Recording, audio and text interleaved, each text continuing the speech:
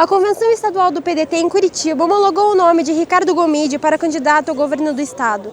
Prestigiada a convenção contou com a presença do presidenciável Ciro Gomes. Acompanhe com a gente. Olá, estou aqui com o Ricardo Gomide, que é pré-candidato ao governo do estado do Paraná. Depois de ficar um pouco longe da política, agora você está de volta ao cenário. O que te fez voltar e desafiar a ser candidato de novo? Olha, o PDT apresenta a candidatura, que é o fato novo dessa eleição, fruto de um amplo debate. Em 2 anos, viajou por todas as regiões do Paraná, discutiu com o setor produtivo, discutiu com lideranças políticas, com o movimento social, para apresentar um projeto que permitisse inovar. O Paraná precisa de soluções, precisa olhar para frente. O atual governo pouco ou nada fez, quase que nada inovou. Então, no continuismo, nós não vamos achar soluções para os nossos problemas, muito menos olhando para trás. Então, vamos olhar para frente. O PDT apresenta, conectado ao projeto nacional do presidente Ciro Gomes, a minha candidatura. O fato novo dessa eleição é a nossa candidatura que garante que vai existir o segundo turno. Nós temos convicção de que vamos crescer nas pesquisas, fazer com que o segundo turno exista e estar no segundo turno e vencer as eleições. Minha candidata vice-governadora é uma mulher lutadora do movimento negro, a Elisa. Também apresentamos a candidatura ao Senado da professora da Universidade Federal do Paraná, Eneida Desirê, e temos absoluta convicção de que temos a melhor proposta, temos os melhores candidatos e vamos ganhar as eleições. Quais serão as suas principais bandeiras de luta para o governo do estado? Olha, eu tenho uma trajetória toda centrada na educação e a gente vai permitir que o Paraná possa experimentar um avanço muito grande. Se a gente olhar a participação do Paraná no IDEB, a gente vem andando de lado ao invés de avançar. E nós temos uma experiência altamente exitosa lá no Ceará, também no município de Sobral, que foi comandada pelo nosso candidato a presidente da República, Ciro Gomes. Tenho discutido isso muito com ele e tenho certeza que a gente vai poder fazer muito pela educação do Paraná. Também achar soluções, conectar pontas, o que hoje não acontece. Veja o problema do pedágio.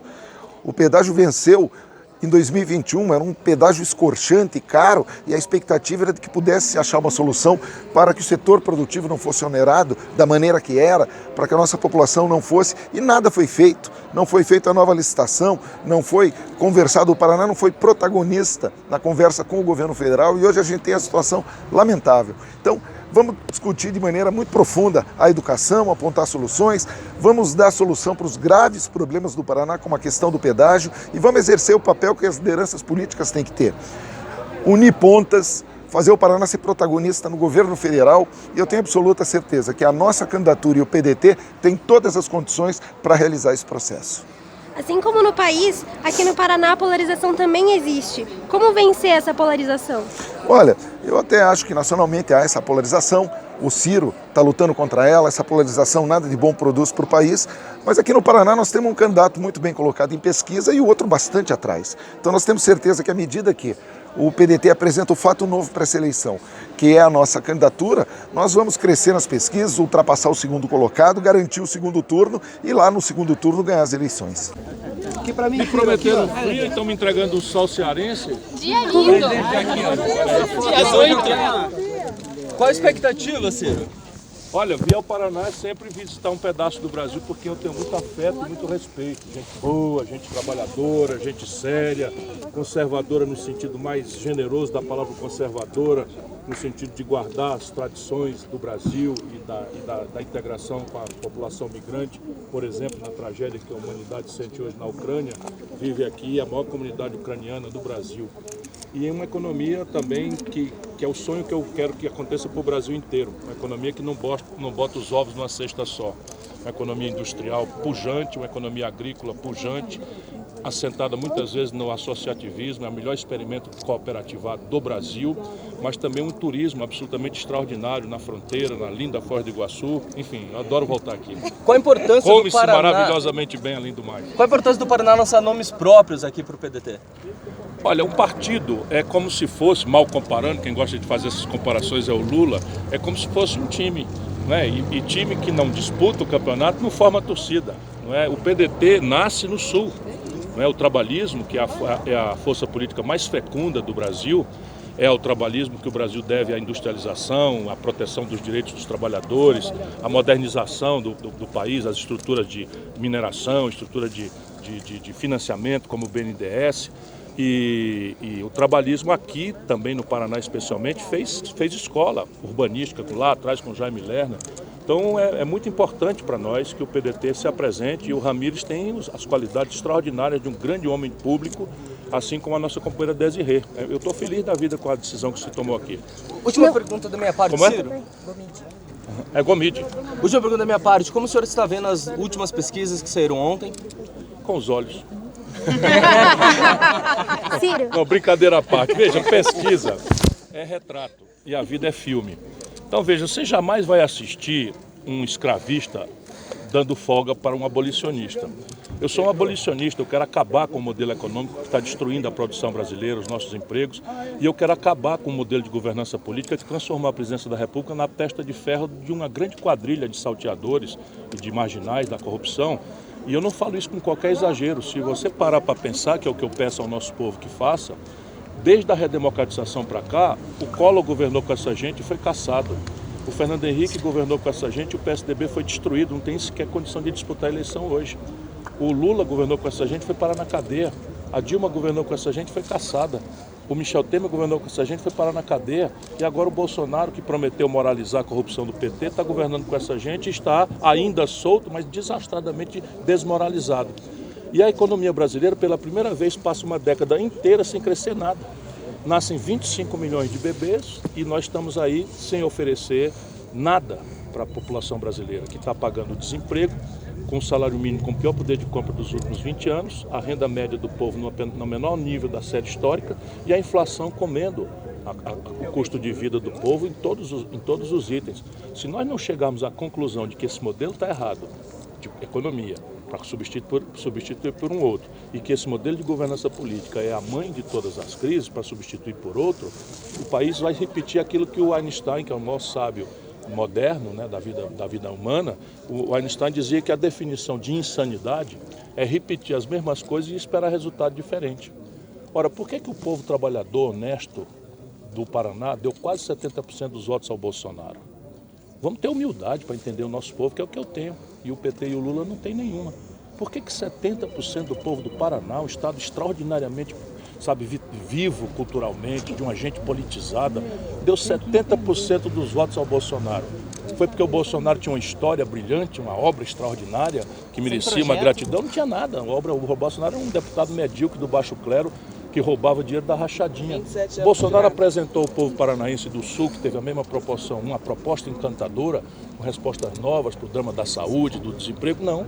O Bolsonaro foi um resultado magoado de um protesto legítimo, compreensível, que o nosso povo fez contra um encontro trágico da crise econômica mais grave da história do Brasil, junto com a generalização da corrupção como modo de governança do PT e do Lula. Isso aconteceu no Brasil. Que o Lula não teve o devido processo legal, todos nós denunciamos, no tempo certo, eu nunca deixei de denunciar. Mas que o Lula fez da corrupção o elemento central do modelo de poder do PT, não é só do passado. Ele hoje está agarrado com Gedel Vieira Lima, na Bahia, com Renan Calheiros, com Sérgio Machado, com Eunício Oliveira, tudo quadrilheiros. Percebe? O Brasil não aguenta mais isso. Ou o Paraná ajuda a gente a mudar, né? As pesquisas já com o segundo turno entre Bolsonaro e Lula, né? Confirmando esse cenário, qual que deve ser a sua posição? As pesquisas são um retrato, o filme vai ser encantador. Haverá uma grande virada, está perto de chegar, e eu vou dar ao povo brasileiro uma saída para que a gente não tenha que escolher entre coisa ruim e coisa pior. A gente poder escolher uma coisa que reconcilie o povo brasileiro, não ao redor da minha personalidade, mas ao redor de um projeto. Que responda concretamente como é que nós vamos organizar o Brasil para a gente voltar a ter oportunidade de trabalhar, de produzir, de ganhar salário decente, de atender nossa família com respeito na rede pública de saúde que está desmantelada. Ainda ontem eu estive com os reitores das universidades. O Brasil está aplicando hoje a metade do que aplicava em 2015 no financiamento das universidades, que estão praticamente se parando, sem ter dinheiro para pagar água, luz, telefone, com conta de internet. Então a gente não pode aceitar que pesquisa feita a tal distância defina a vontade de um povo que ainda não se engajou na disputa porque está passando uma vida muito difícil. Deixa eu lhe dar aqui alguns exemplos para você entender o que eu estou falando. Não é porque eu estou interessado que eu faço essa análise, mas é só ser o seguinte: o Rio de Janeiro 2018, faltava 8 dias para a eleição, ninguém dizia nada de um cidadão chamado Witzel. Ganhou a eleição.